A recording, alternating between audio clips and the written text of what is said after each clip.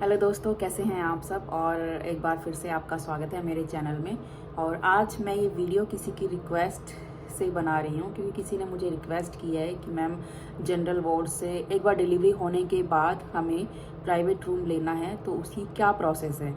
और इससे पहले भी मेरे पास कई बार कमेंट आए हैं कि अगर हम जनरल वार्ड में हैं और हमें प्राइवेट रूम चाहिए तो उसकी क्या प्रोसेस होती है। सो गाइस, इस वीडियो में मैं आज आपको बताने वाली हूँ कि जनरल वार्ड से प्राइवेट वार्ड यानी कि प्राइवेट रूम कैसे मिलता है और उसका क्या क्या चार्जेस है। इस वीडियो में यही सब मैं आज आपको बताने वाली हूँ। सो प्लीज़ ध्यान से सुनना और बिल्कुल भी स्किप मत करना इस वीडियो को। और जिन लोगों ने अभी तक भी सब्सक्राइब नहीं किया है तो प्लीज़ जाकर मेरे चैनल को सब्सक्राइब करना। और वीडियो अगर अच्छी लगे तो प्लीज़ लाइक ज़रूर करना। सबसे पहले मैं बताती हूँ, अगर पेशेंट हमारे यहाँ पर एम्स में एडमिट हो गया है, मैं जनरल पेशेंट का बताती हूँ।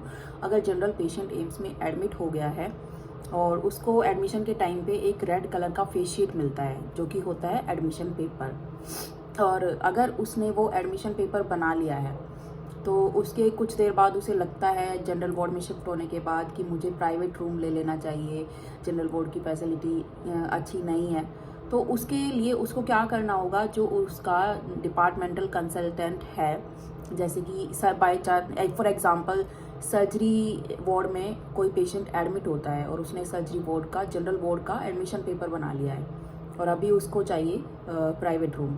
सो जो सर्जरी वार्ड का सर्जरी डिपार्टमेंट का जो कंसल्टेंट है उसके पास जाकर हमें रिक्वेस्ट करनी होगी उस एडमिशन पेपर को ले जाकर, जो रेड कलर का एक फेस शीट मिलता है उस पेपर को ले जाकर हमें कंसल्टेंट से रिक्वेस्ट करनी है कि सर हमें प्राइवेट रूम चाहिए, मेरा पेशेंट कंफर्टेबल नहीं है और मैं चार्ज करने के लिए तैयार हूँ।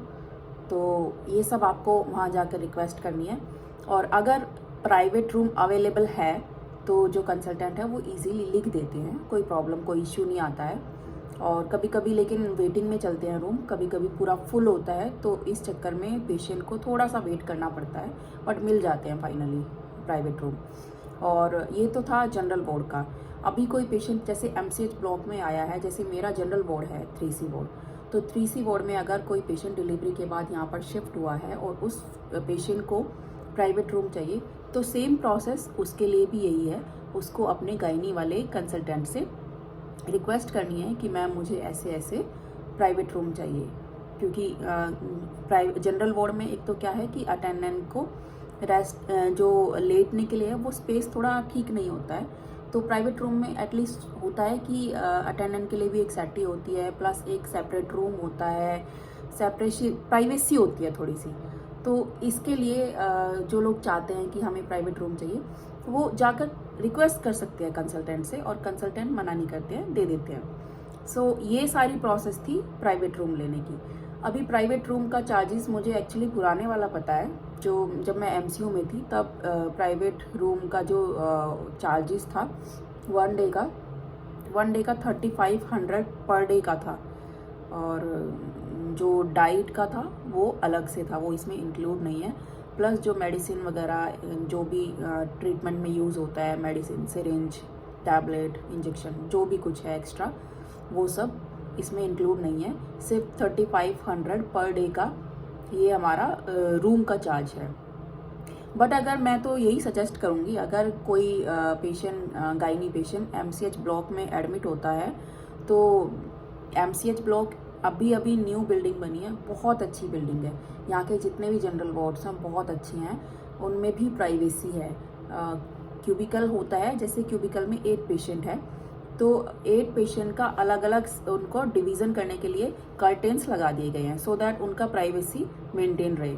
प्लस में जो अटेंडेंट होता है उसके लिए एक चेयर कम जो सेटी होती है वो उन्होंने प्रोवाइड कर दी है। डे टाइम में वो उसको चेयर बना के बैठ सकता है, प्लस नाइट में वो थोड़ा रेस्ट कर सकता है उसको सेटी बना के। सो मेरे ख्याल से तो क्यों फालतू में पैसा बर्बाद करना है। ट्रीटमेंट हमें चाहिए, अच्छा चाहिए, तो जो जनरल वार्ड में मिल रहा है तो जनरल वार्ड में लीजिए। प्लस प्राइवेट रूम का एक डिसएडवांटेज मुझे ये लगता है, क्योंकि मैं खुद प्राइवेट रूम मैं यहीं की स्टाफ हूँ, तो मुझे प्राइवेट रूम मिला था।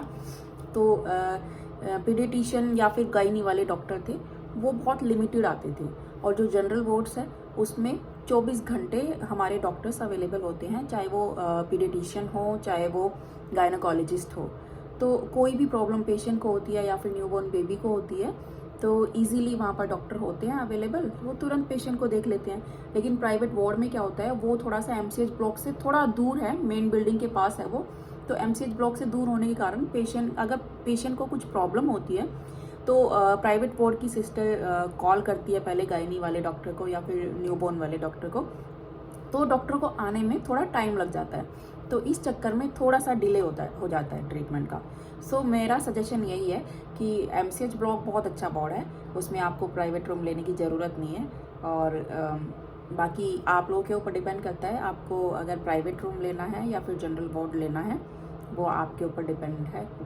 बाकी अगर मेरी वीडियो थोड़ी सी भी आपको हेल्पफुल लगी हो तो प्लीज़ लाइक करना ना भूलिएगा। एंड जो मैं थोड़ी सी मेहनत कर रही हूँ, ये सब आपको इन्फॉर्मेशन दे रही हूँ, तो मेरे चैनल को इसी तरह मोटिवेट करते रहना और अपने दोस्तों में भी शेयर करना मेरी वीडियोस को। And thank you, bye bye.